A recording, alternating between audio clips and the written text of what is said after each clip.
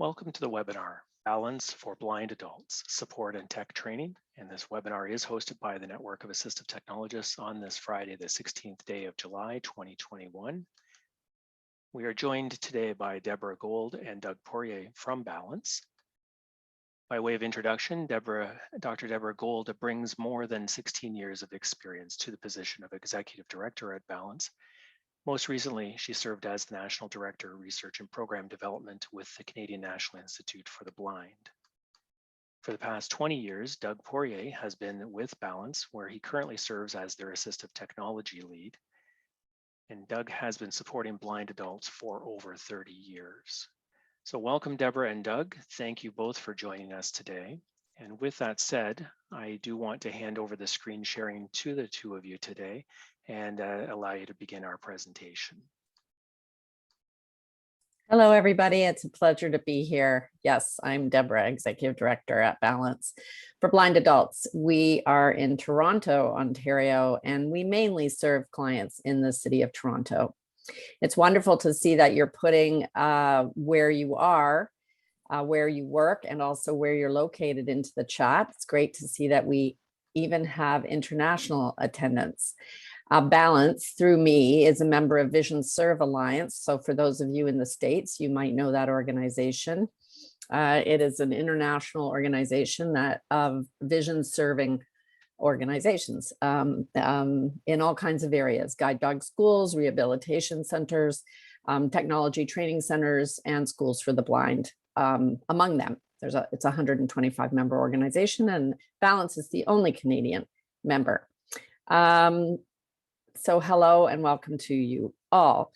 I wanted to begin by showing you a video that kind of encapsulates our philosophy, who we are. It was made very recently and reflects on what Balance has been doing during COVID and how we've been able to pivot. It's not very long, and then I'll follow that up by walking you through some of our services. I thought it might be fun to start with the video rather than the other way around. So let's see how this goes.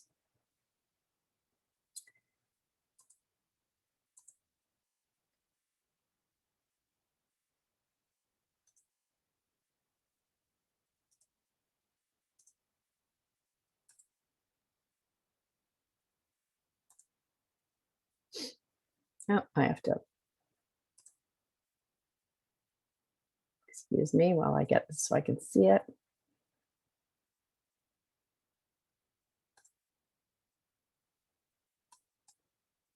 Not like you don't practice these things, but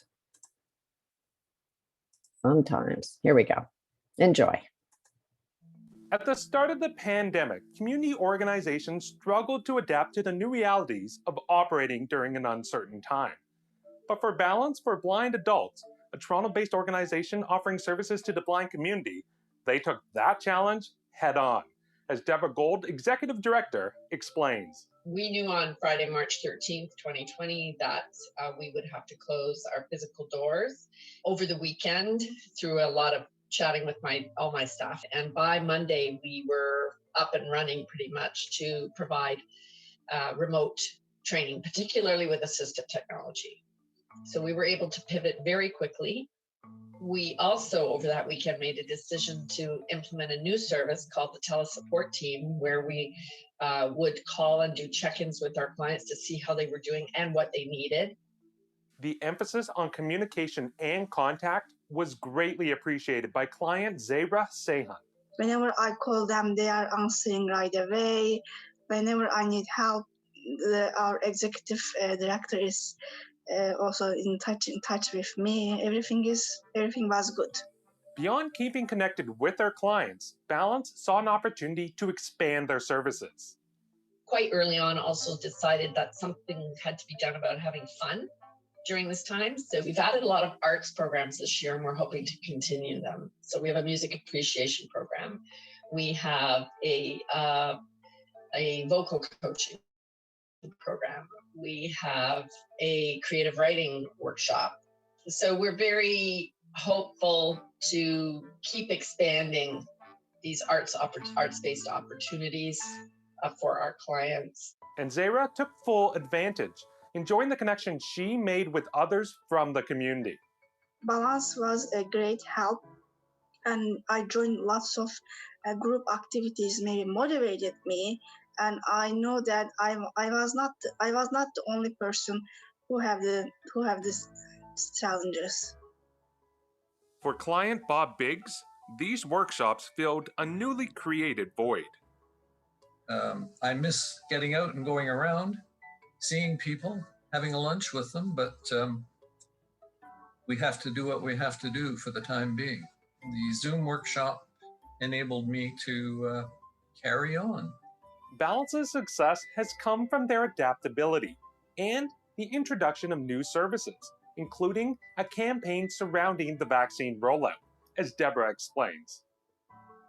As the vaccines were becoming available for not just us as healthcare workers, but for our clients, how could we roll out the information in a way or support them in a way through the process, and also perhaps deal with some hesitancy. So we developed a guidance document. The community engagement specialist and her little team are phoning clients. We started with the 80 plus. We're working down as the rules change and the numbers available change, we call them.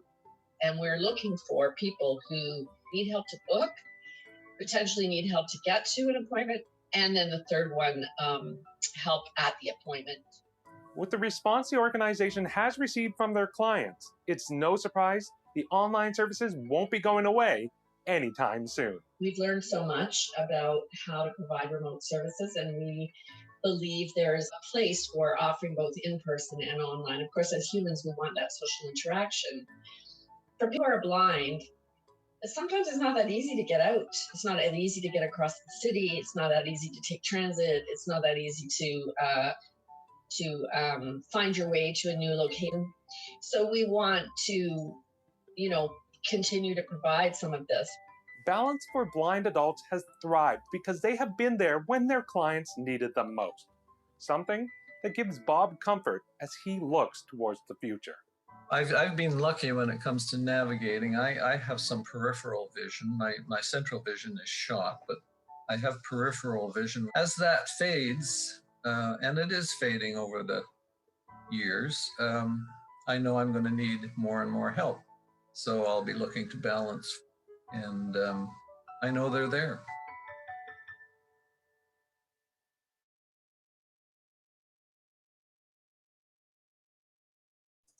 Okay, so that's that. I wanted to do a quick introduction. We've been very pleased with the support from Accessible Media Inc. to help us with video production, and they also get the programming. So I just wanted to quickly show you our website. The front page is shortly changing, but we have been, as you could see from the video, very involved of late in vaccine engagement. And we produced a series of videos of 14 interviews with staff, board members, and clients called A Way Forward. I won't play you those, but we're featuring them right now on the front page. That's going away soon, but it's a way to address vaccine hesitancy. This is a little bit about who we are. And we aspire to achieve an open world for persons who are blind or living with sight loss. We provide customized training and support with an emphasis on the word customized. All of our one-to-one training, for example, in assistive technology, which is what we're speaking about today, is, I see Gloria is in the waiting room and I know her. All of our support is one-to-one. That's outside of group activities, and I'll show you those in a moment. Doug runs several of those, but for the one-to-one, we customize everything to the goals of the client and then work with them for pretty much as long as it takes to get them where they need to be, and no matter what it is they wish to learn, for optimal independence and community engagement. And our values, probably not surprisingly, based on what you saw in the video, are inclusion, respect, empathy, trust, and independence. And we base all of those values around the client and what they need. We serve about 200 clients a year in that individualized process with 5 frontline providers. And we serve many, many more in our groups. So this is a list of what we do. I won't get into anything in detail, but just to tell you that that's a pretty long list of what we are able to accomplish with very few full-time staff. We have a number of contractors who, for example, when we were talking about vocal coaching, we will contract with somebody who's an expert, and she is actually a blind vocal coach. The music appreciation, we contract with people with their specialties. And we offer many of those groups from our own staff. So Doug has done a very successful series called Beyond Siri. He also does an iPhone Basics that's been also very popular. We are the only blindness organization in Canada that offers occupational therapy services, and we tend to blend those with AT. So if somebody needs both OT and AT, we have a person who can combine or work in tandem with the AT department, depending on what people need. And of course, everything has changed with COVID. So now at this point, the occupational therapist who's been spending most of the past year able to go into people's homes with full PPE, with that personal protective equipment in place, she may be able to assist to get someone's phone up and going so that Doug can run the lesson remotely on that phone, using that phone. So we are experimenting with another number of these different unique approaches to providing people with assistive technology. Doug and his colleagues have been providing, as the video said, remote AT training to many of our clients who are able to learn by phone or using Zoom or using loading TeamViewer onto their computers and providing the remote teaching as possible. Some clients, a few, have been put on hold, and now we are seeing them in person again, if it's not possible to teach them remotely. For COVID, we added this telesupport team, and that is coming to an end. We don't have the demand anymore now that people are feeling like they've had what they needed to get them through the crisis. But we did have pretty much every client in that needed it received a phone call on a regular basis through the past 14 months or 16 months. In terms of the technology training, you can read about it here a little bit. If I scroll down, you'll see, the one-to-one training, things like screen readers, screen magnification software, Braille displays, smartphones, Microsoft Office applications, and much more. And then group classes has not been updated of late, so I won't review it. It's about to be updated. It's a little out of date. But the newest addition to our service provision has been something we're very proud of, the Assistive Technology Apprenticeship Program, which began last year. And we currently have 3 apprentices who report into Doug. They are paid on an hourly invoice basis. They invoice us for the time, and they receive training at the same time. It's a 250 hours of teaching programs, so they get that experience. And who knows, that may lead to employment full-time, some, if not with us, then perhaps somewhere else. But we are giving people work experience while providing our clients with more access to assistive tech training, because there's a higher demand as time goes by. And finally, the other benefit of the program for Balance, and perhaps for other blindness organizations, is that there is a substantial lack of AT trainers who are blind, and we have we only hire people who are blind or partially sighted to teach assistive technology at Balance. It feels like reverse discrimination, perhaps, but at this point, we feel like it's a priority. And in order to do so, we decided that an apprenticeship program would be the way to develop that workforce, because it's been challenging to find people, good people who will stay. So 250-hour program, 200 hours of which is spent providing one-on-one AT instruction. I'm just going to move my little windows of people out of the way so that I can see it.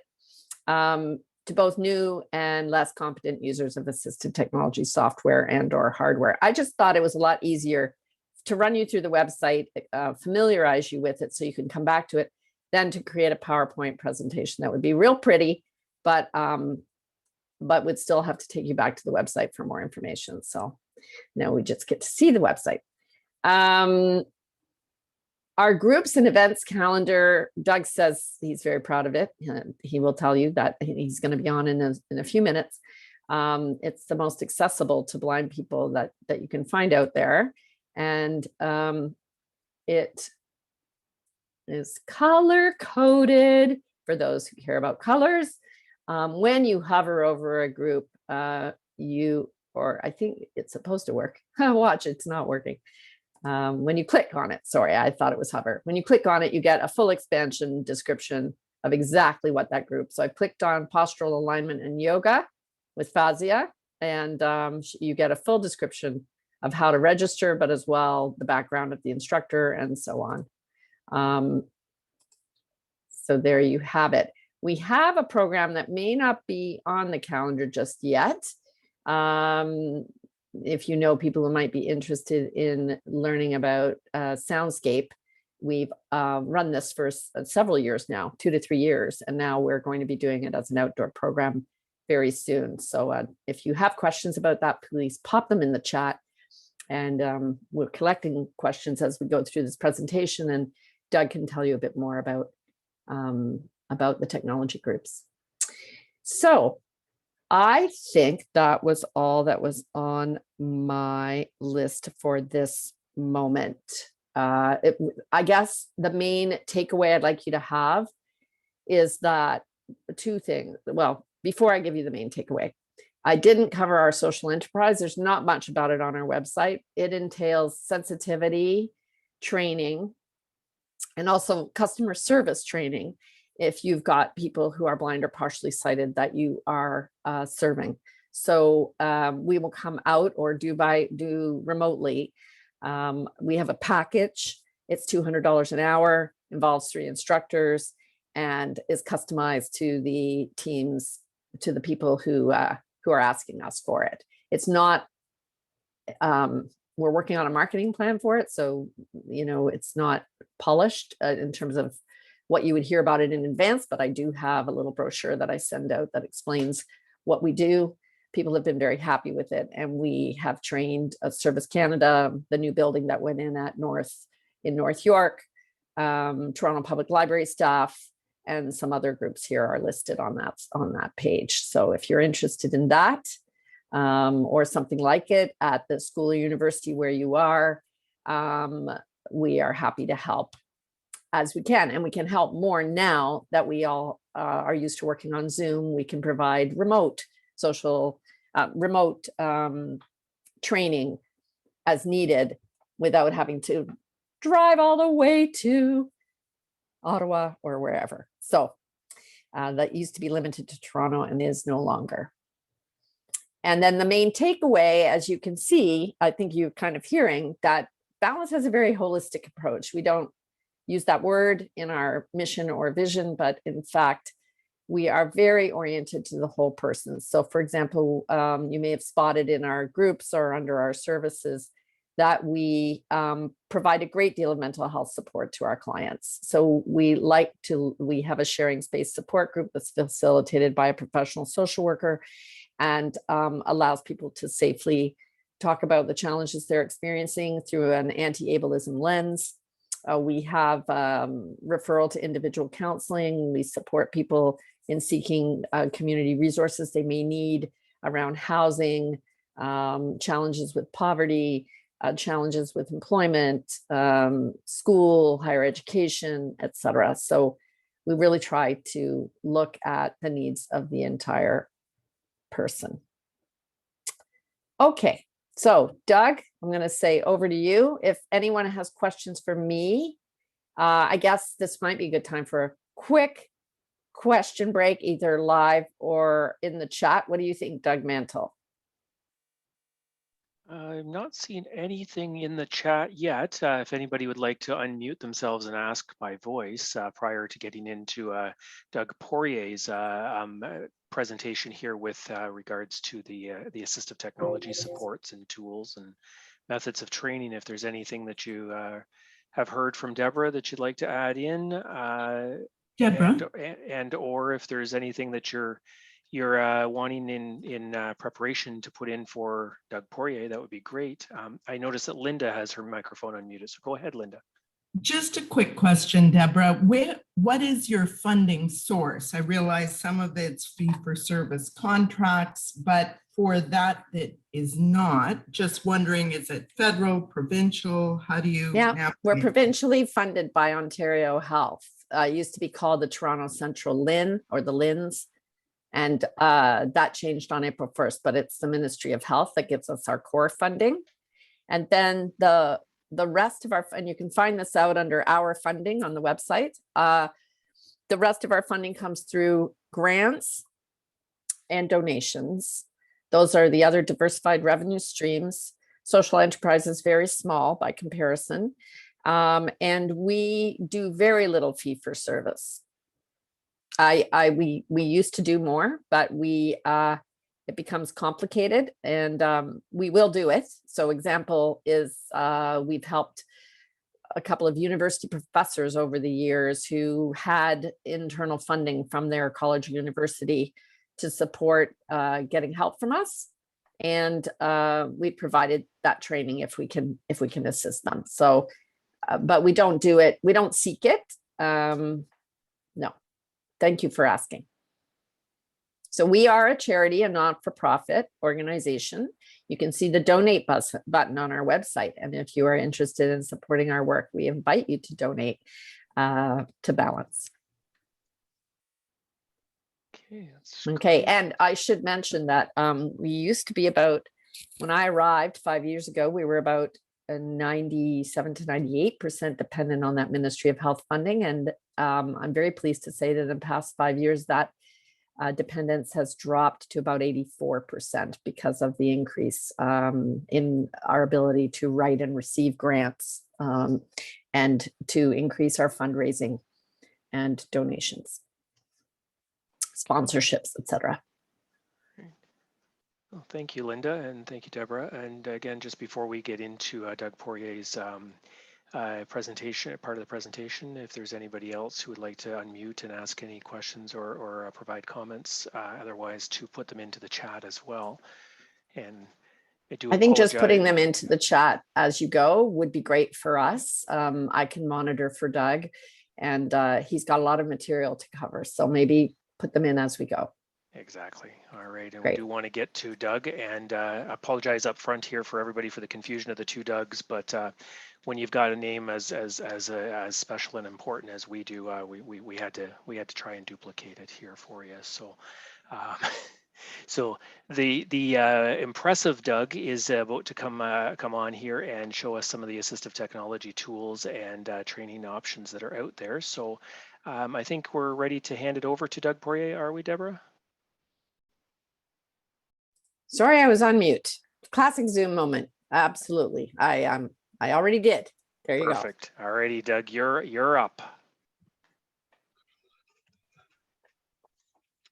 Good afternoon, everyone. Pleased to be here. Hopefully I can provide some tips that you might be able to take away and make use of. I'm going to be, some of it's quite simple. Some of these stuff I will be demonstrating is specific to Windows. A lot of it is specific to well, in this case, JAWS, the screen reader.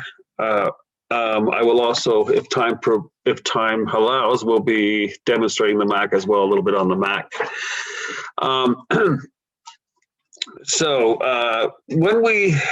when clients come to us, they're basically in all different states of knowledge when it comes to their ability to use a screen reader. So I find it's best, the less they know, the better in a lot of cases, because over time, including myself, I've been using this technology, gosh, for many, many years.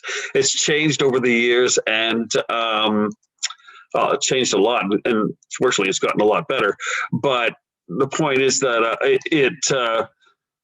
the sooner we can get to them, the better. The less bad habits are developed, especially when it comes to browsing the web. If you've worked with students who are blind, in the past, you may notice that they tend to take advantage of the virtual cursor when they're on the internet. And that's great. So they'll be using their arrow keys a lot. And you can get a lot of information that way, but the taking advantage of what the screen reader really has to offer can really speed up your ability to both browse the web and makes you much more efficient. So I'm going to hopefully be able to demonstrate some of these techniques today. So just starting where I am on the desktop, I'm just going to share my screen now. I will tell you that I'm going to try sharing my audio to give you a taste of this.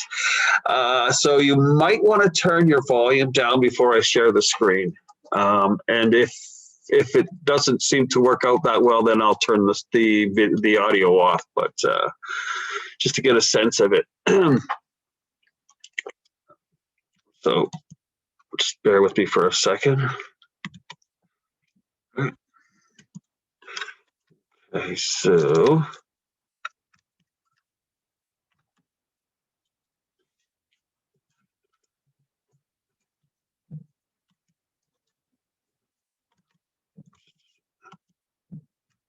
just a second.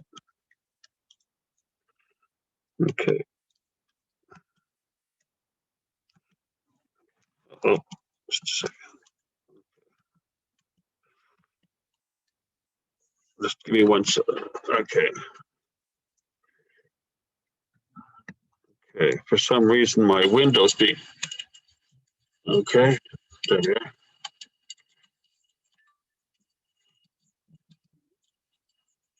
Okay. Okay. Just a second.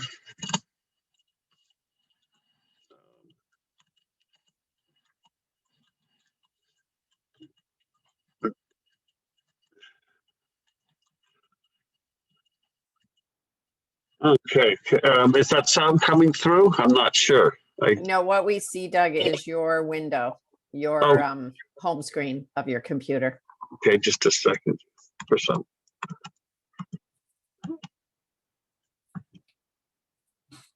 Just a second.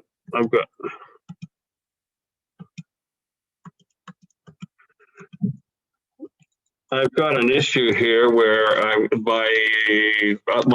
my audio button's not showing up. So I'm just going to try to proceed, and you'll hopefully be able to follow. Would have been nice to be able to. There, we just saw something flashed up. Okay, good. So just a second here. Okay. All right. So now I should be on my desktop. Is that what you see? Yes. Okay, perfect. All right. So I'm going to begin by going to the CELA library website. I can demonstrate quite a bit of stuff there. CELA, of course, is the Center for Equitable Library Access. And so I'm going to press Windows, the Windows logo key plus T to go to my taskbar. Oops. Oh. There we go. Okay, now I'm going to just type, there's Google Chrome, and I just typed the G there, pressing enter.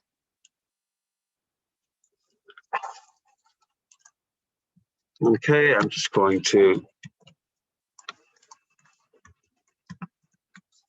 okay. Just curious, Doug, do you have a headphone in? We can't tell. Do you have a headphone in so you can hear what it's telling you?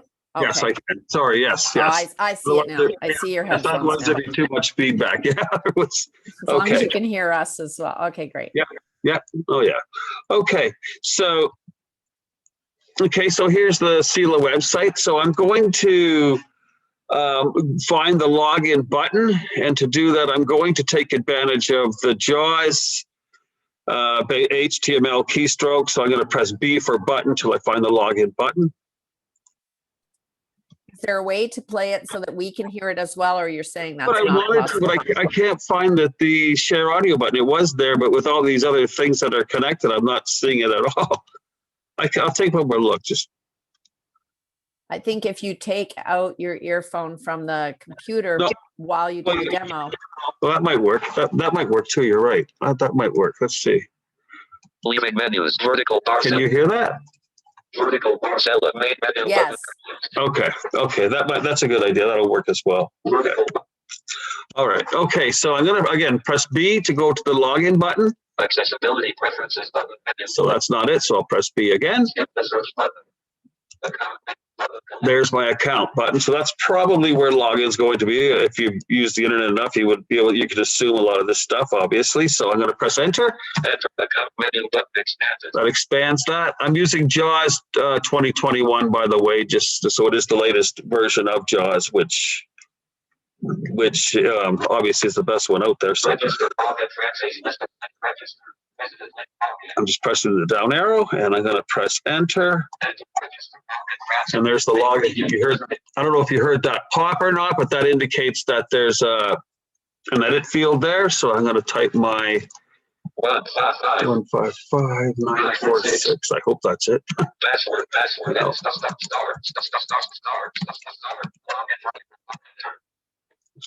Vertical bar cell. Enter for password. There it is. Vertical bar cell. So it's come up. There's the CELA website, and I'm now logged in. So CELA is actually a very good resource. I sometimes think it's underutilized by persons who are blind. Number one, either they don't know about it, or they've been getting CNIB service or library services from the CNIB for a long time, and just never made the switch over. But the changeover, certainly young people are aware of it, but people, let's just say my age, are less use it less. And we have been trying to steer them towards making use of this a little bit more. Vertical.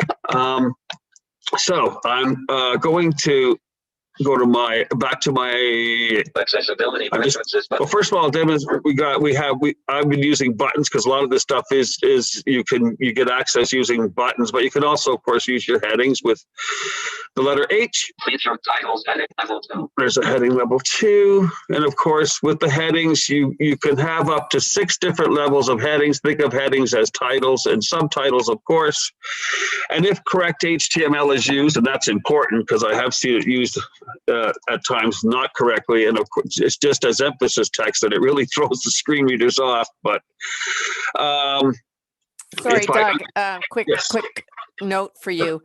So we retinal dependents are seeing the website as a tiny box in the bottom left of your screen, because it doesn't matter to you because you're hearing the whole website. But if you want us to see more, it needs to be maximized.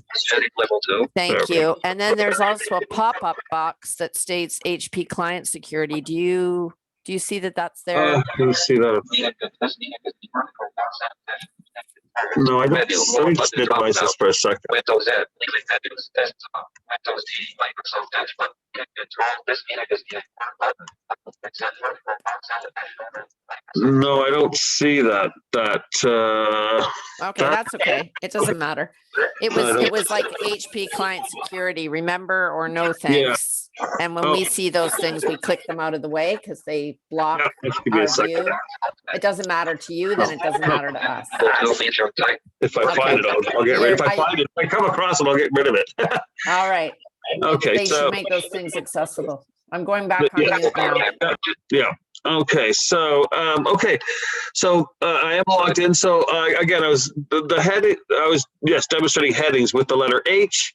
Of course, you can bring up a list of headings. There's a keystroke to provide that, but I'm not going to get into all of the keystrokes because there's obviously several. There's probably hundreds if you wanted to make use of them all. But just be aware that headings, of course, are titles and subtitles, and they can be up to 6 levels deep. So you could have a main title, a heading 1, a subtitle heading 2, a subtitle of that heading 3, and so on all the way up to 6. I've never seen 6. I think I've seen them go as deep as 4.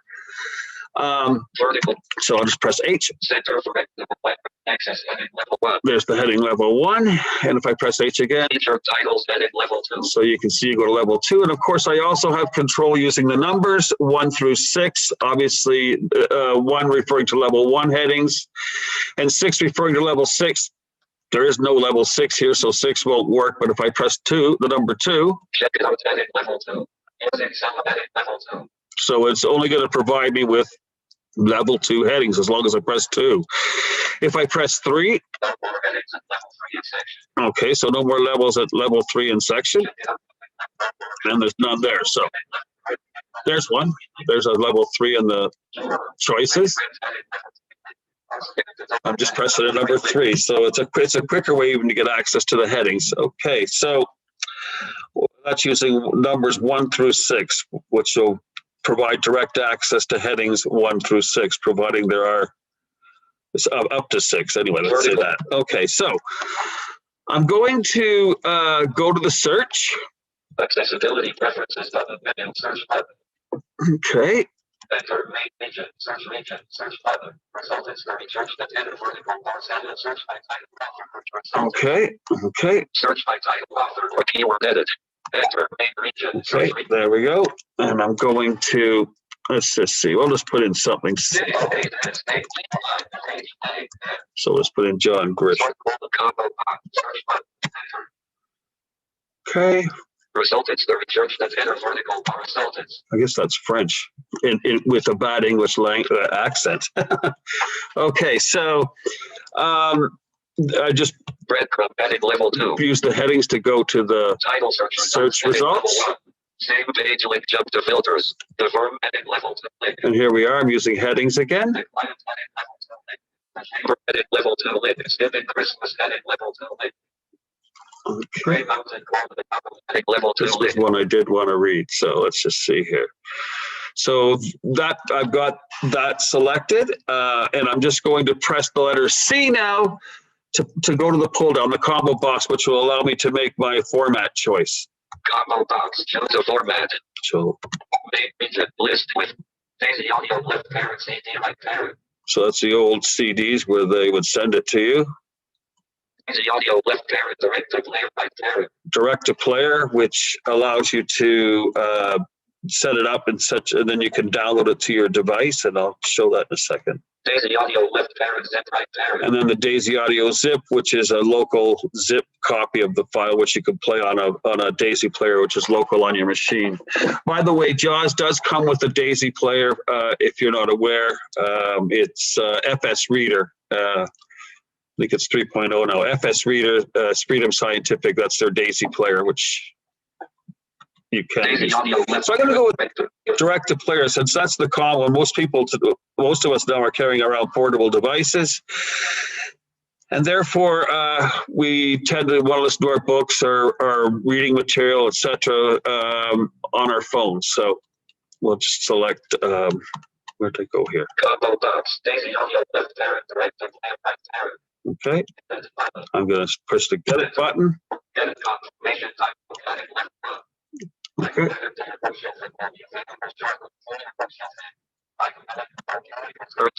Okay, I'll go back to the search results. Now I'm going to go back to my account.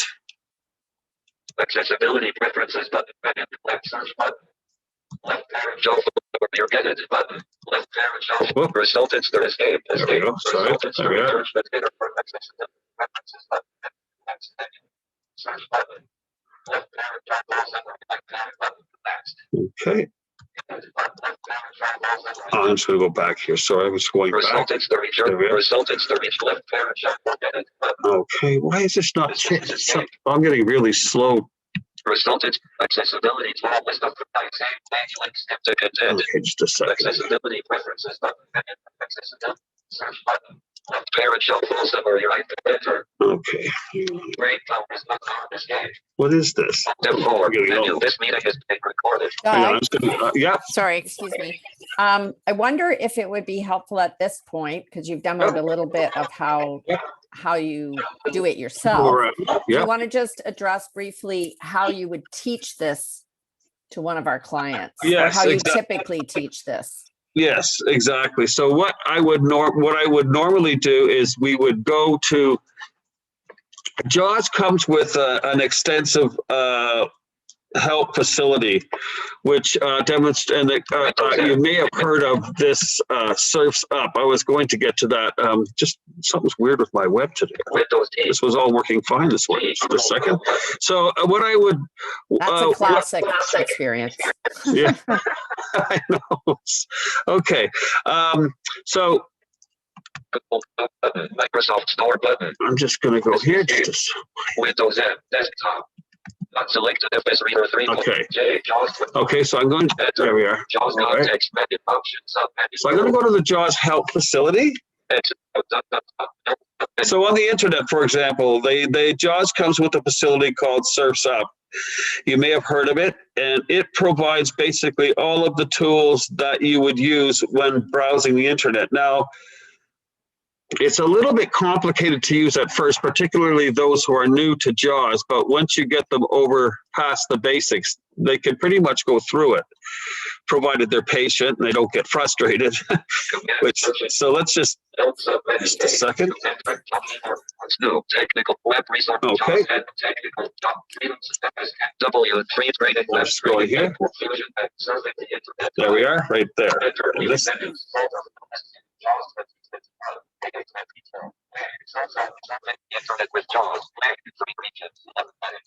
Yeah, we can see that really well. yeah, there it is there. Okay. So this is, no, this, again, this, there's our level 1. Let's see what we have here. So I'm going to just, I can, obviously I could read, if I was new to this, if one of the first things I teach people to do when they starting on the internet is when these pages load up, if JAWS will attempt to give you a little bit of a brief synopsis of what to expect on that page. In other words, the various elements that you're going to see, but you don't always hear them or you don't have the patience to wait. So you'll tend to press the control key and shut it up and move along or move on to the next thing. But what I will tell them, you can see here that it's basically JAWS. It's a virtual viewer, so you have access to all of your it's basically like looking at this in a word processor. So I could press Control Home, go to the top of the document, Control End, go to the bottom. So it's as if there was a cursor here, even though there really isn't. There's a virtual cursor, but not an actual blinking cursor, because obviously you're not supposed to edit this. But JAWS virtualizes the text and puts it into a virtual viewer, which you actually don't see. The web page should appear pretty normal to you, but it does virtualize it for us. And that makes sense, of course, because if you had 3 different columns of information and the screen reader just read across that line, that information would become all scattered and it would be one big mess. You wouldn't know what it was trying to tell you. So it has to virtualize it.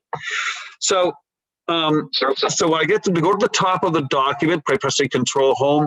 Then issuing, in my case, it's caps lock F1, but for them it would be insert F1 if they're using a full keyboard. This is a laptop. So if I press this. This page contains 30 links. There are 3 regions. There are 11 headings. 1 at level 1, 2 at level 2, 8 at level 3, https://www. Okay, so you get the idea. So it gives you a little bit of what to expect on what you're going to be dealing with when you start looking at this page, particularly if you're new to it. Once you get used to a website, you go to it frequently. Obviously, this becomes less and less relevant. But I'm going to escape this. So okay, so I'm going to just press. So insert. So Doug, just to interject, can you? Yep. So just to interject briefly for people, one thing I didn't talk about was, who is a typical Balance client? And so as you're speaking, I'm thinking that would be helpful for people. There really isn't one, of course, everybody's very individual, but we do tend to see a lot of working age adults. Usually 40 and up. Yep. And also some younger people, but fewer older adults. Not about 2/3 are up to 60 in their 60s, and 1/3 are older adults. Most of the people we see have additional challenges, and we often get referrals from other organizations for people who have challenges with learning for various reasons. So I just we have a number of people. I think it's around 50% who are immigrants to Canada. We have a number of people who are dealing with new immigrants, very new, who might be dealing with a language barrier. Yes. They speak English, but not particularly, they're still learning it. And we also have some people who have additional disabilities and related challenges. So I just wanted people to get a sense that all of this takes time and it's not done in one lesson. We tend to see progress with everybody that we teach, but people obviously take different lengths of time. And we're very fortunate because the Ministry of Health doesn't ask us to limit how long we speak, how long we spend with people before they achieve their goals. Generally, when somebody comes to us, who's new to assistive technology, we're usually looking at a minimum of 3 months before they're comfortable. They're comfortable, ready to go out on their own and do their own thing. And then in terms of blindness, we also teach, Doug's not covering it today, but we teach magnification software. And we also have people who are new or are losing their vision, as well as people who may have been had sight impairment since childhood. So we have a higher number of totally blind people than is typical of the general population who come to us. So I just wanted people to have a sense of who we see. Go ahead, Doug. Sorry. Just give them some context. Yeah. No, that's absolutely. So generally this is when we're starting with the internet. This is where we will start. And again, there's several. Okay. Okay, so we got. Level 2 or adding level 2. Okay. So we have. So all of this the client can do if you can get them to that point where they're able to just be able to read the page. And you can do all this, as I say, just by using your arrow keys. And as you develop your skills, you become very efficient. I find the real trick to browsing the internet with these screen readers is you want to pause the speech as little as possible. So if you can, for example, go to the top of the page. And I've got it reading now. Okay. I didn't stop the speech. I'm just gonna jump. So I'm not pausing the speech at all. You can see.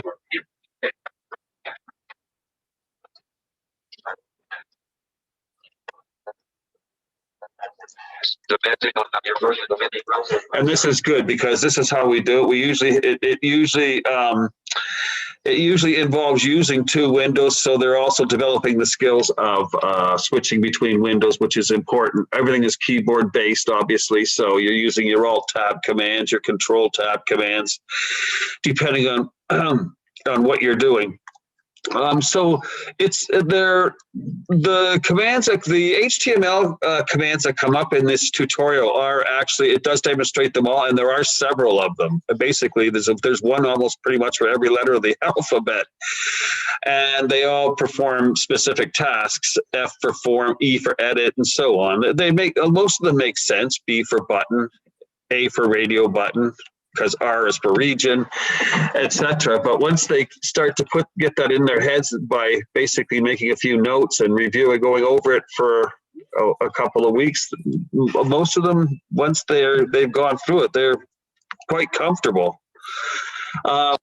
So I'm going to. Yeah, go ahead. Sorry. No, go ahead. Sorry. Did you want to move on to the differences between the Mac and the PC now? Yes, I was actually going to just show before. I was going to move on from this site, actually, and go to the Google, just give me a second. Just give me a second here. I'm so going we're to. At 224, just so you know. Yep. I just wanted to. So I wanted to. Link about, link store, link email, link images, Google Apps button, enter Google. I want to bring up Google Docs because Google Sheets and Google Suite is actually becoming very popular, and they've really improved the accessibility of it. Visit link calendar, link translate, link Link shop list of 19 link finance. Visit the link docs. Enter. There's docs. Google Mail. Screen reader support enabled. Notice it said screen reader support enabled. If you go into Google Docs and you don't get that message, it's very simple. Start a new document, go to the tools menu and enable screen reader access. And it works quite well. I mean, it's not the most efficient word processor, but it does provide complete collaboration, etc. So I've actually, Yes, Google Docs opened last opened by me 12:25 p.m. so if I open this up, Google Docs, recent documents, Google Docs, Google Docs, recent documents. good. The menus can access by pressing There's, the menu. and you can see the JAWS focus stays in the edit window. It doesn't go all over the screen. I just wrote this up. So if I press, there's your access to all of the various commands you would need for Docs, and Sheets is the same. So it's quite accessible now. I was quite pleased when that actually happened. It hasn't been like that for that long. So yes, I will. Again, if you go in here and you don't hear that that accessibility has been enabled, go to Tools and enable start a blank document, go to Tools and enable screen reader access, and it really works well. So I'm going to close this now, and I am going to switch over to the Mac. So I'm going to have to, hopefully this will work. I want to try to switch. Just give me 1 second here. Unlock mail, notification center, calendar, 50. Okay. Finder, mail. Just a second here. Okay. Quick nav off. Okay. Quick nav on. Okay, where am I here? All right. Just a sec. Close. Actions available. Okay. So I want Finder, mail. Quick mail. Finder, desktop. Okay, I'm going to Relocated go items. back into Actions mail. available. Mail. Actions available. Finder. I'm just getting the link so I can share this screen as well. Just give me 1 second. Adults activity view. Okay. Inactivity view. Downloading messages. Progress indicator. Okay. Blank. Text out of active toolbar. Mail. Okay. Messages. Network of Assistive Tech in Messages. Network of Assistive Technologists. Participation info for NOAT webinar the 16th of July 2020. There we are. Open that up. Good day, Deborah and Doug. Below. Period. Listen. If you have any question, Doug Mansell. info@NOAT. Network of Assistive Technologists is inviting you to a scheduled Zoom meeting. Time, July 16th. https://02web.zoom. Meeting ID 860. Now, Join Zoom. Meeting ID 860. Join Zoom meeting. Insertion on word. Join between characters and meeting ID. Okay. Join Zoom meeting. Meeting ID. Launch. Cancel. Do you want to allow this page to open? Zoom.us. Cancel. Allow. Launch meeting. Okay. Zoom window. Okay, I'm going to have to be, there we are. I'll just let you into the meeting, Doug, so you should, you'll have to stop your screen sharing on your Windows and go over to your Mac.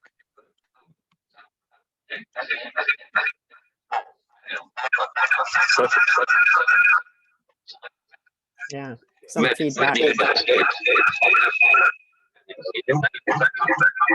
Okay, I'm just Doug, going. just mute yourself for a moment. Yes. There. Okay, sorry.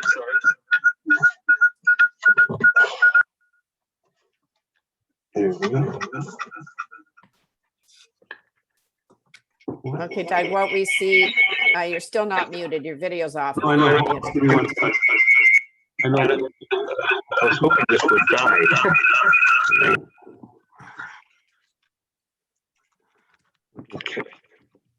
Okay, perfect. Except now I hear myself. I'll go on mute. There we go.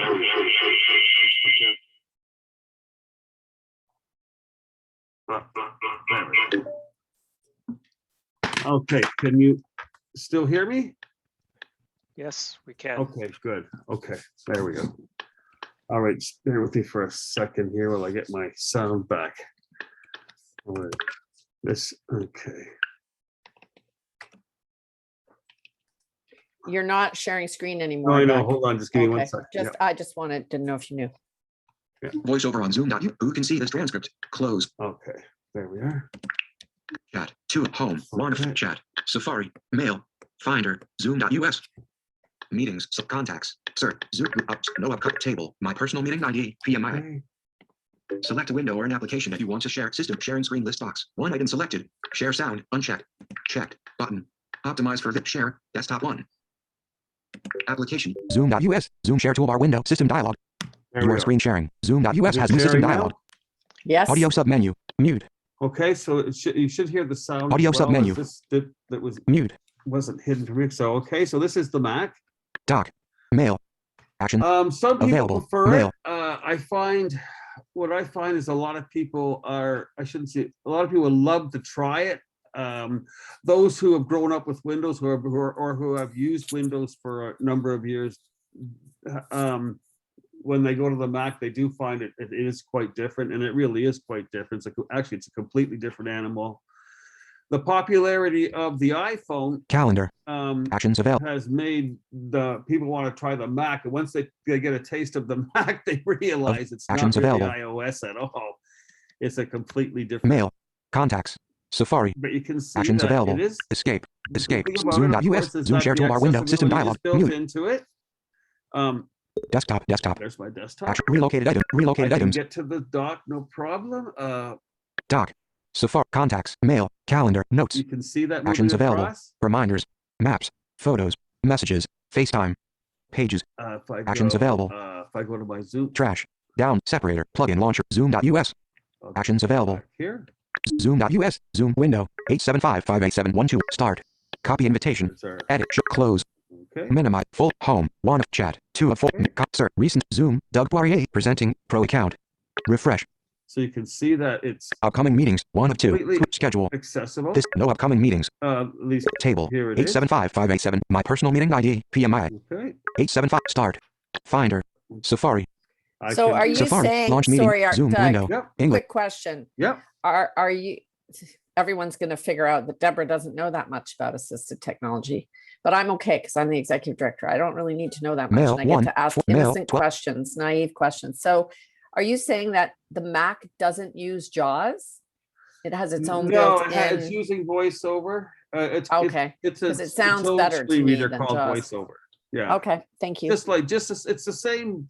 It's actually the same screen reader as Siri. is on the iPhones or on the iOS devices.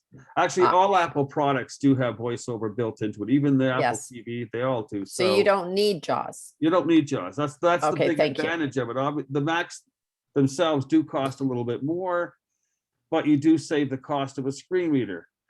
I What generally would you Post-activity. say? Zoom. What would you say is the demand that we get comparatively between the two from our clients, I would probably percentage say wise? 20%, maybe. Okay, 20%, thank you. 1 out of 5, maybe. It's probably higher those that want to make that would like to get a Mac, but there's the ADP doesn't just normally provide the funding for them, the assistive devices program. Right. And quite frankly, I don't think for those going to school, unless you've been using a Mac for some time, they may be more of a hindrance. I have steered people away from them at times. Those who Yes, I've think heard it's you not- doing that on the phone. Pardon? I said, Yes. yes, I've heard you doing that on the phone Yes, outside my yes. office. Yes, you probably Okay, have. thank But you. this is the Close. Mac, and it is Post-attend. accessible. Vertical splitter. The good thing about it again is that you're not having to pay that $1,000 for the screen reader, which that's a huge price. So particularly. if Okay, you're any buying other it. differences Toolbar. you wanted to highlight for people?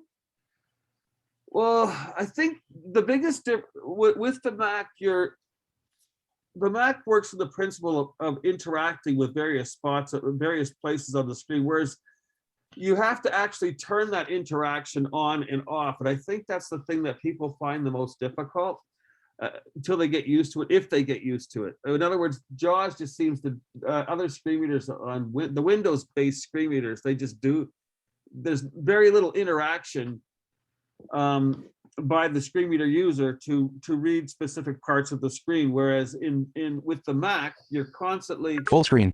Actions available. Toolbar. interacting with various parts of the screen. So for example, if I go Zoom.us. Zoom.us. Zoom. Copy invitation. Edit. Show meeting. Close. I'm back in the Zoom window here, as you can see. Minimize. Full screen. Home. 1 of 4. Chat. 2 of meetings selected. 3 of 4.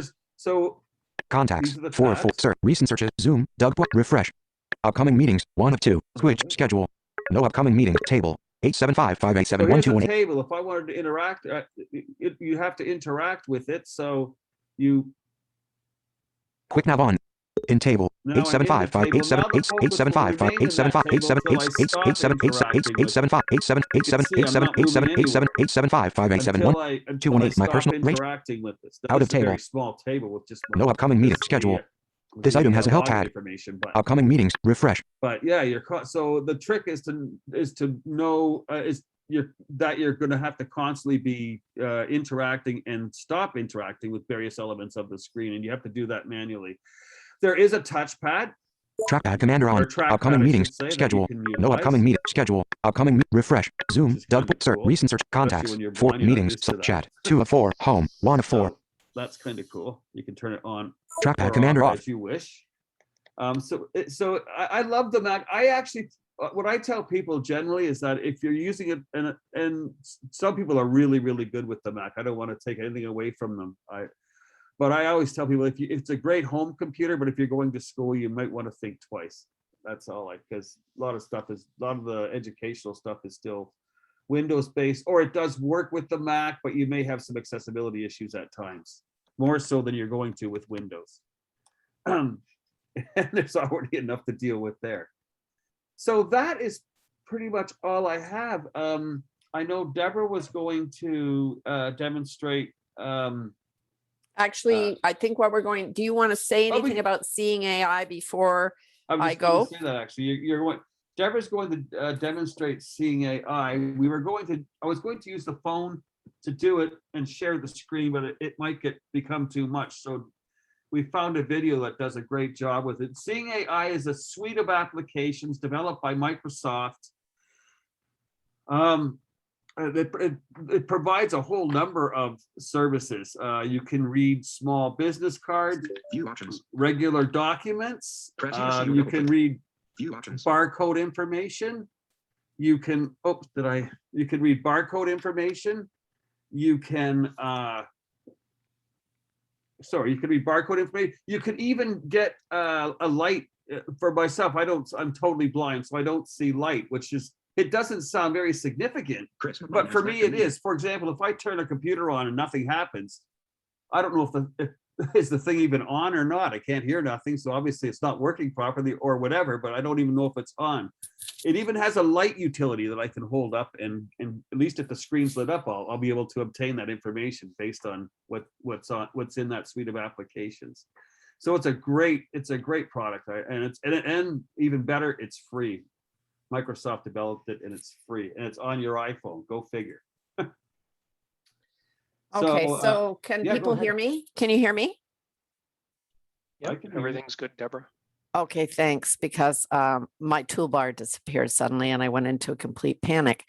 Okay, so thanks, Doug. I wanted to say my intro to the Seeing AI piece is that we at Balance are faced with a significant challenge.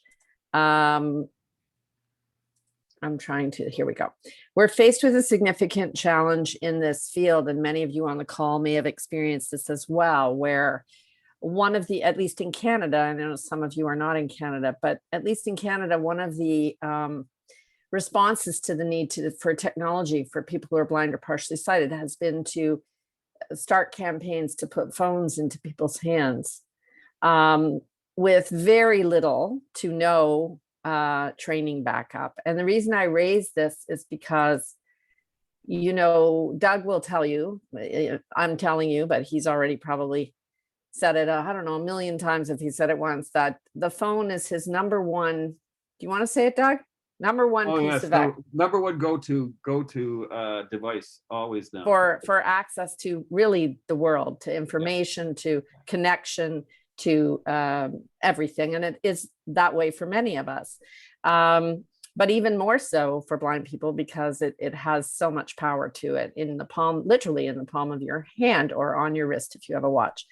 So, but people, if anyone on the call is familiar, I was responsible for research on the everyday lives of people who are blind or partially sighted for a number of years, more than 10 years at CNIB. And we did a sort of foundational study way back in 2005, and then we repeated in 2011 of well over 350 Canadians.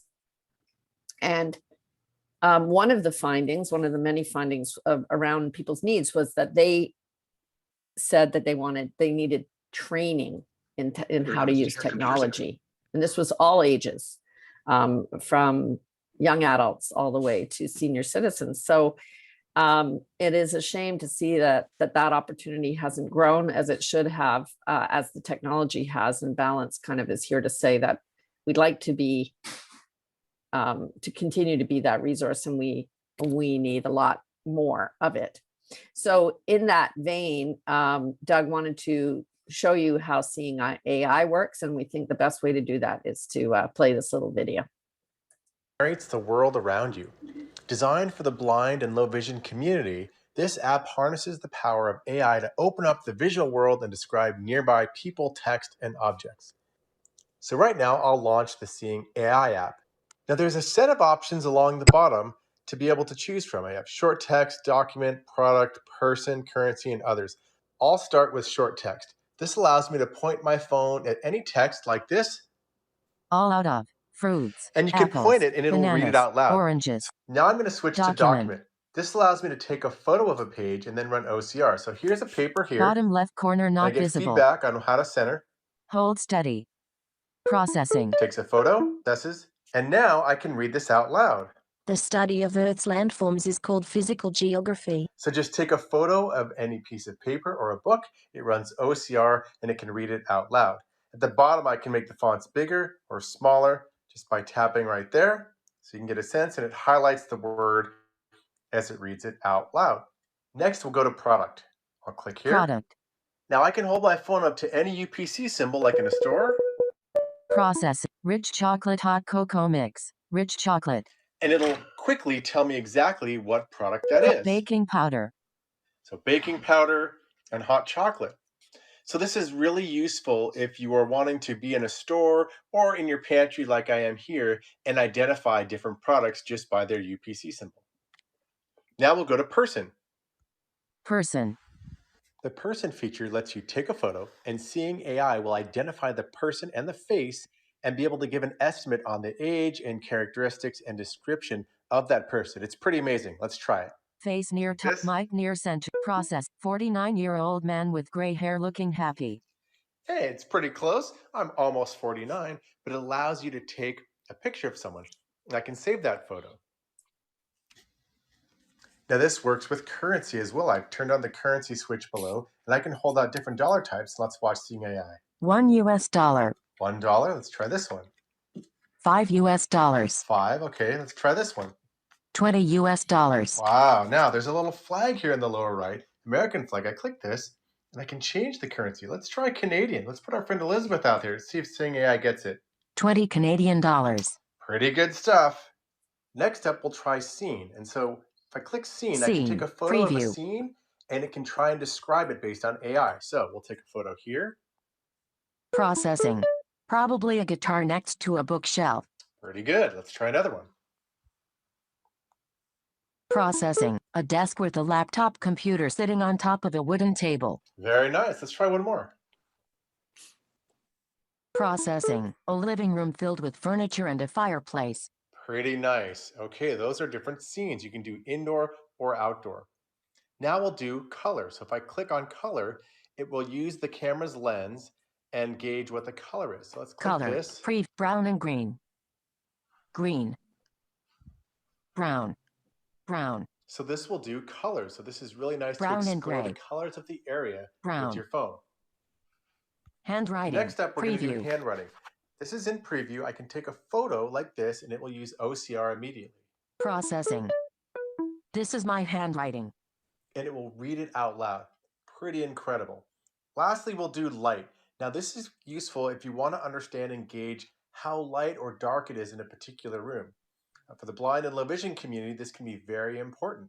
So I'll click on light. It will use tones to indicate lower tones for low light and higher tones for higher bright. So I'll click here. Light. So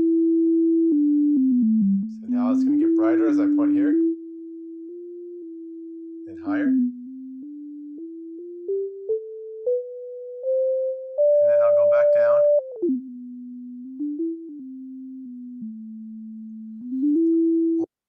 In the upper left, you click settings and there's some options here. So I go to settings.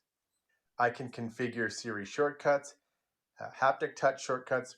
I can also do things with the voice. So if I want to select a different voice, I can go in here and the speed of the read aloud for the voice. So quite a few options you can configure in Seeing AI when you go to the upper left. If you found this video useful, give it a like. Now, if you want to keep up with all the latest quick tip videos. So let me get my stuff back up here. My Zoom back up here. There we go. I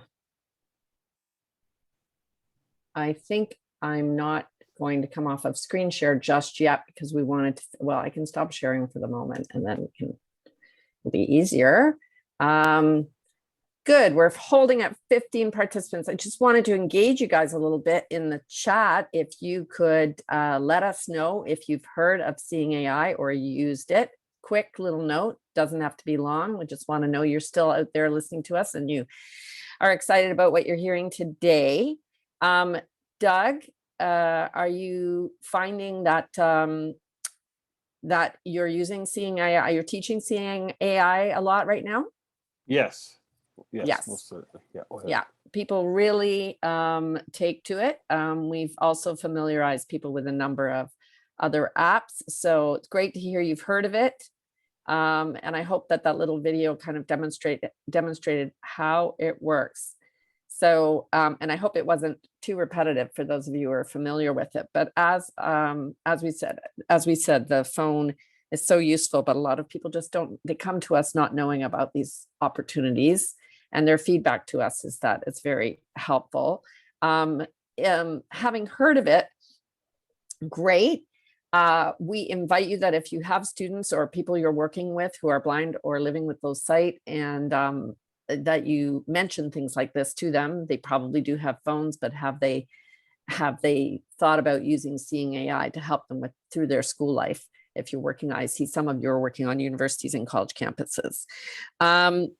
The other thing we wanted to introduce you to before we say goodbye today, and we have a few minutes, we're told, is Hadley, School for the Blind resources. But before we do, so that we're not wasting people's time, can you quickly pop into the chat if you have not heard of Hadley School, or if, let's say, the question should be, have you ever used Hadley's incredible training resources on their website, all available for free? If you're unaware, we need to know, because I don't want to repeat. If great, we're seeing some no's. Any other no's? Lorna, you've heard of everything. And it's great to see you here.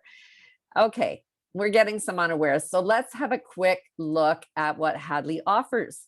You can access Hadley resources on training of all kinds, but in particular, I'm going to show you the technology training, and you can encourage the people you work with to check it out.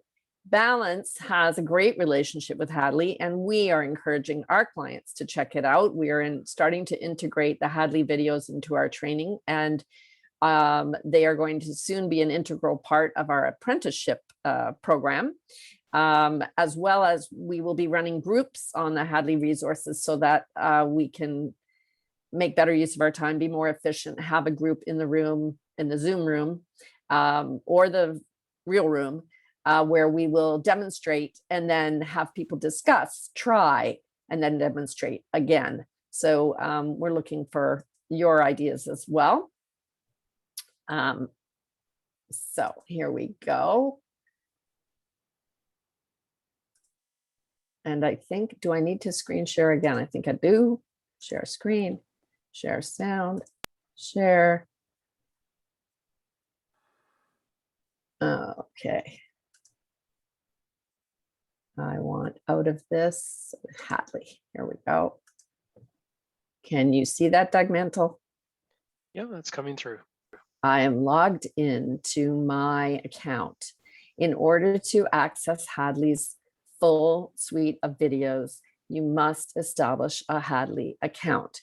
If you don't, and I won't show you now, you will get samples of these videos, the 2-minute samples on the front page. So once you establish an account, you can see here it says, "Hi, Deborah." You can get all these workshops in full. They know I'm interested in technology because I've been here a few times now. And you can see that there's topics: Android, Apple, computer skills, books, Alexa, and Zoom. If we go to Apple, we have another whole suite of resources: iPhone, iPad, low vision features series, listen with voiceover series, calls, texts, and emails, Siri, web browsing series, writing series. It is a lot. There's a Seeing AI app series, but I actually like the video that we just saw better than I like this one. This one's very slow to introduce, but it's slow to introduce for a reason. And the reason is that Hadley's resources came about as a result of an extensive amount of research. And the group, they found they were not serving with the old way they used to do things, which was courses where they would send out course materials, often in Braille, was seniors. They were not accessing seniors, and now they can. So that's why perhaps it the teaching is a bit, allows for more time to absorb the information. Let's do the low vision one here, or a little piece of it. A little description part at the top. They'll send you large print, digital talking book, audio, or Braille versions of your workshops in the mail. Beginning Zoom, adjusting how to adjust the text size using the speak. You can see all of this here. So we'll just grab one here. And I'll play you a tiny bit of it. This one's only 2:49, 2 minutes and 49. Some of them are 8 or 9 minutes long, depending on what they have to teach. Hello, my name is Douglas Walker. Today, we will check out how to change our text size. And, it really is super great that we have been given the ability to enlarge our text size across all of our native apps. Now, to turn on our large text feature, we will need to head to our settings app. And we just so happen to have our settings app open here. And we are actually in our accessibility settings. Now, our large text feature is actually under our display and text size settings. So we'll just open our display and text size settings here. And we'll just open that here by touching it. Great, our display and text size is open. And here we see our large text button here. So we'll just touch it to open up our large. So you can see how it goes. I mean, Doug Walker does a lot of these. I don't know if he's doing all of them, but he tends to do the demos. He's got that nice, slow Southern accent. And he's also named Doug. So, already doing great, right? I mean, the Dougs. It's just we're inundated with Dougs in technology. Right, Doug Mantle? So we wanted to wrap up now and leave some time for Q&A before 3 o'clock. So I think this is good enough. You can see that you've got a lot to offer here. Balance has an agreement with Hadley. We will be embedding a number of different ones of their videos into different parts of our website around the services so that members of the public can interact a bit more with what we do. And so you'll start to see that there. I guess that's it for us. Flip it over to you. I'll stop sharing. Okay. Thank you, Deborah. I appreciate all this information that both you and Doug have presented for us here today.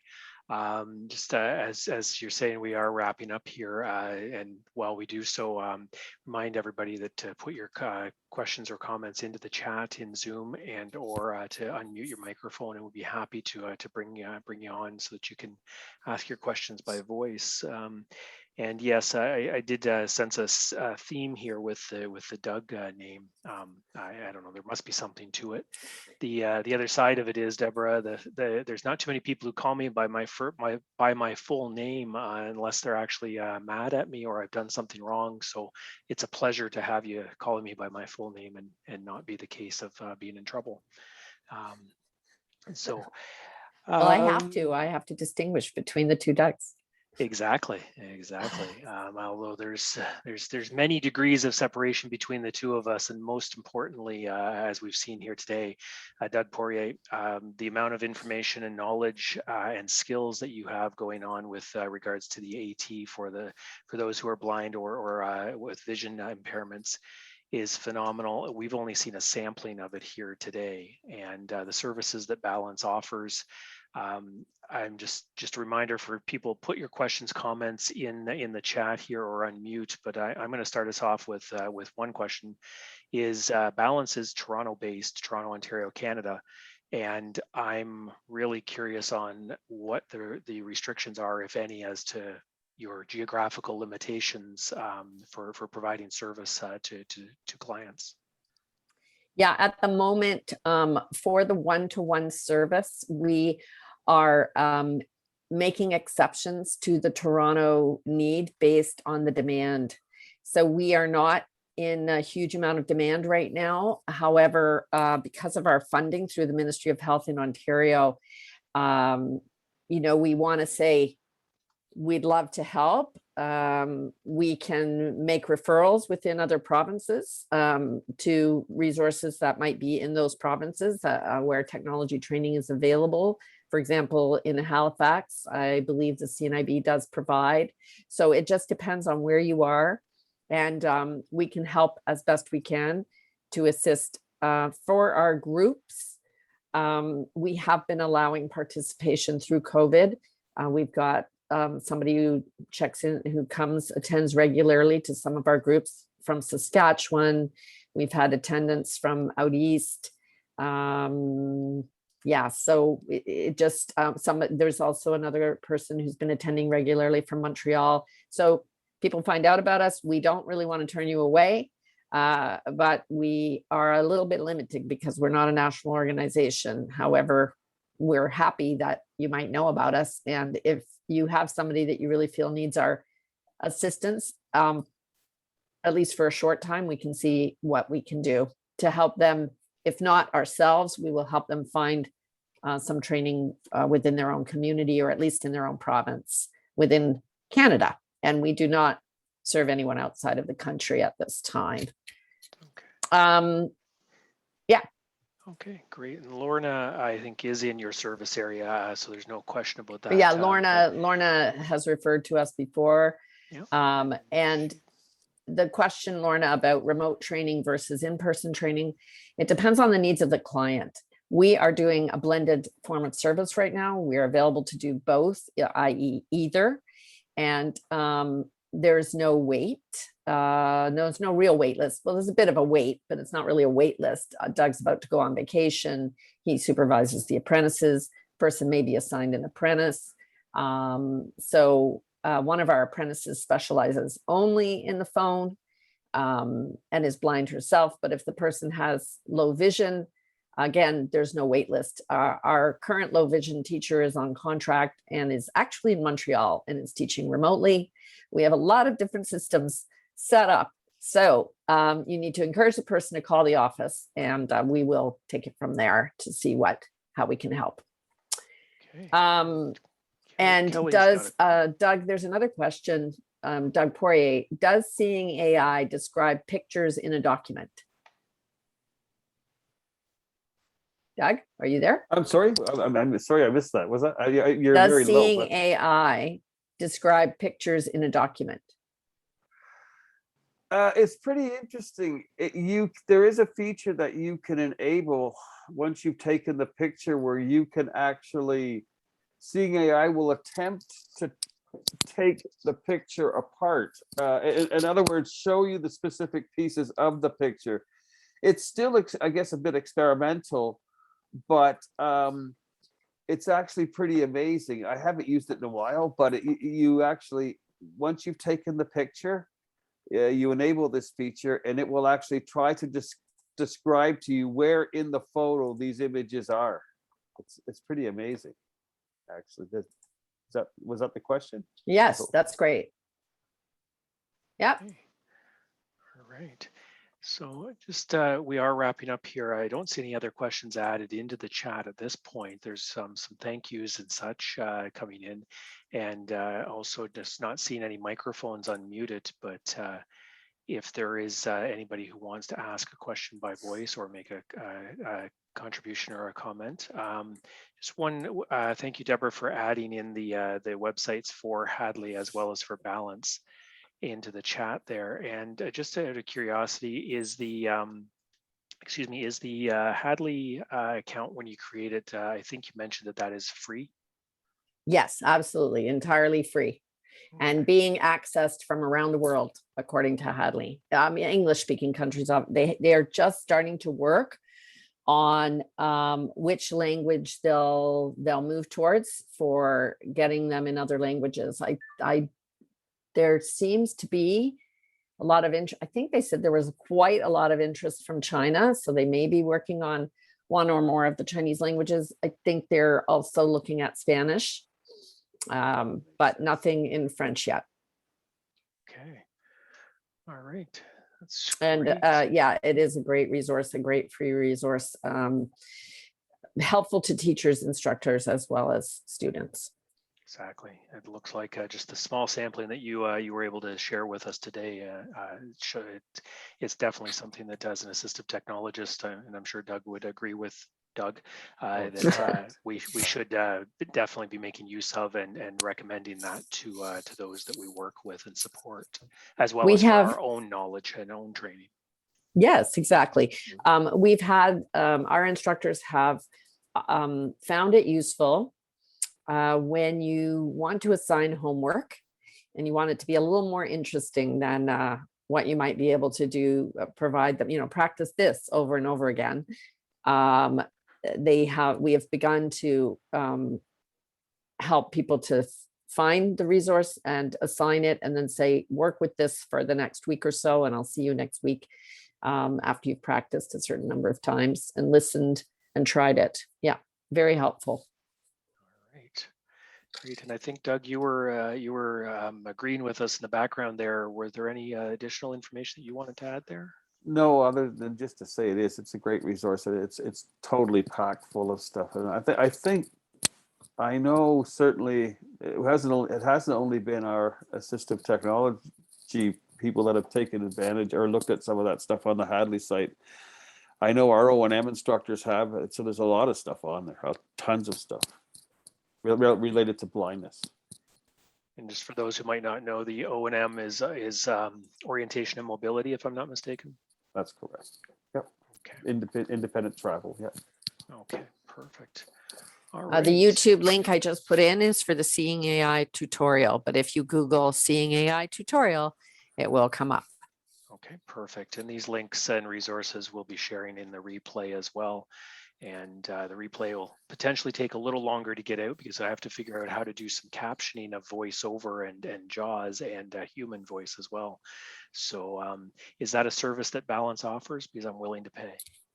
No, unfortunately, we do not. We have, as I said, we have currently 7 staff, including the administrative side. So we're a bit stacked up on anything like that, but I'm sure that you could find somewhere that would do it automated. The trouble is that we messed up your captioning because Doug was speaking at the same time as his JAWS, and that was my fault because I wanted you guys, he had his JAWS quiet in his ears, but we couldn't hear what JAWS was telling him or reading the screen. So it was important that people see how it worked, and that may be a part you just can't caption. Yeah, and that's I think the benefit, although it may not be totally accessible in a replay or even here live, the benefit of being able to hear that and hear what Doug was experiencing, I think, is invaluable, and so it's it'll be a challenge I'll have to figure out how to overcome because but definitely happy to work on that challenge. I was just was hoping you might have some tips or tricks there. So, well, if all right. anybody has any further questions or wants to get in touch with us, please, you'll find us all on our website, and it's info@balancefba.org. I'll put my contact in the chat, d.gold@balancefba.org, and Doug's is the same, d.fourier. And we'd be happy to help you out. Absolutely. With your questions or concerns, or if you want to bring us in to talk to a group, or if you want to bring us in to talk to students, whatever, please contact me. Perfect. All right. Thank you again, Deborah. And just before we end here, is there any other information or tips or tricks that you'd want to share with fellow assistive technologists, Doug? No, I think just the mention of Hadley that you'll get whatever you need right there. And the standard for us is, when in doubt, ask. Yes. So yeah. So if you are not sure how to teach someone, or you're not sure what they need, we always use that follow that principle. Just ask them, and everything will go a lot better that way. Because blind people are used to having assumptions made about them, and those assumptions are usually wrong. And so when in doubt, ask. Thank you. That's a very important point to be made and to keep in mind for us all as we work with those with vision difficulties. So, all right. Well, as we're coming to a close here, I've not seen any additional questions in the chat or unmuted microphones for people to contribute by voice. So I do want to thank both of you immensely for bringing this knowledge and the overview of the services of Balance to our membership and to the assistive technology community here today. And a reminder that there will be a replay link going out to those who had registered for the event, as well as we'll be including the resources that were shared today in there. And no doubt this information, it's going to further assist each of us in better serving those that we support and the communities that we're part of. It'll be invaluable information and resources. So again, thank you for bringing this to us today, Deborah and Doug. And your continued support of the assistive technology profession, the accessibility community, as well as us here at the Network of Assistive Technologists. It is greatly appreciated. So lastly, for everyone here today, thanks for joining us. And just remember, you can't spell education without AT. So until next time, take care and stay safe. Good. Thank you. Bye. Bye. Stay safe.